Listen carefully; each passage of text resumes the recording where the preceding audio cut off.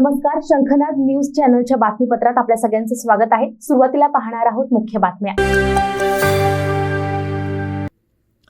चंद्रपूर तालुक्यातील चिचपल्ली गावात जंगलात शेजारचा तलाव फुटून 100 घरांमध्ये पाणी शिरले।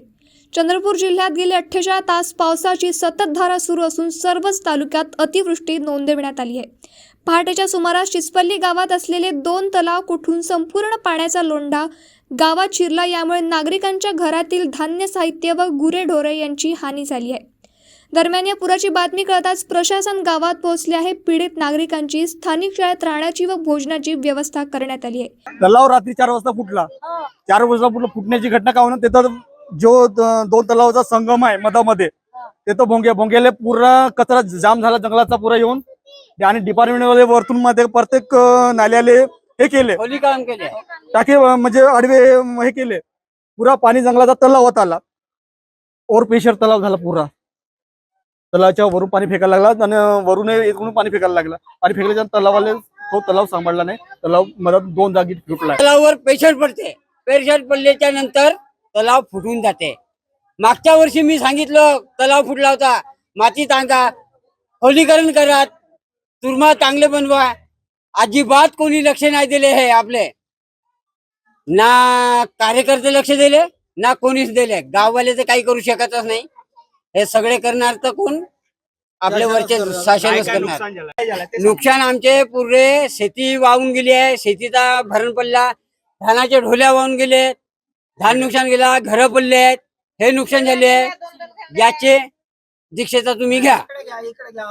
ढोलीभर धानाचे नुकसान झाले, 2-4 कट्टे काकण तांदळाचे झाले, आणि उडीद मूग हरभरे तेवढे कटान गेलं।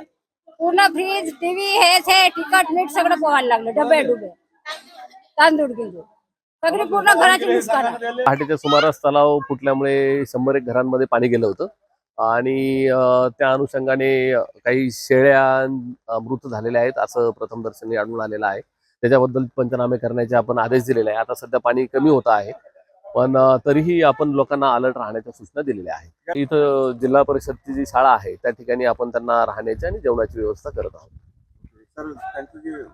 कॉम्पेन्सेशनच्या दृष्टिकोनातून जे आपले नॉर्म्स आहेत, नैसर्गिक आपत्तीचे नॉर्म्स, त्याच्या अनुषंगाने आपण पंचनामे पण केलेले आहेत। पंचनामे आता काही सुरू आहेत, आणि त्याच्यात मदत देण्याची कारवाई लगेच तात्काळ 1-2 दिवसामध्ये चालू करण्यात येईल।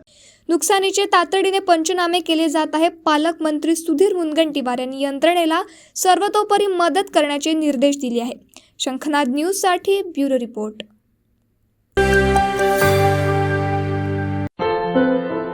क्या हुआ बहू? माँ, पाइल्स की बहुत तकलीफ हो रही है। तो तुम गुदरोग सर्जन के पास क्यों नहीं गई?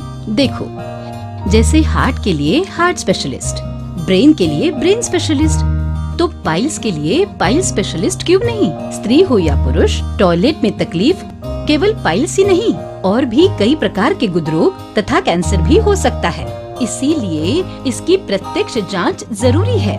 ठीक है माँ, पर जांच के लिए हम जाएंगे कहाँ? वही काले आयुर्वेदिक पाइल्स हॉस्पिटल में। लेकिन माँ, प्रेगनेंसी में पाइल्स की दवाइयाँ? प्रेगनेंसी में आयुर्वेदिक दवाइयाँ सुरक्षित होती है।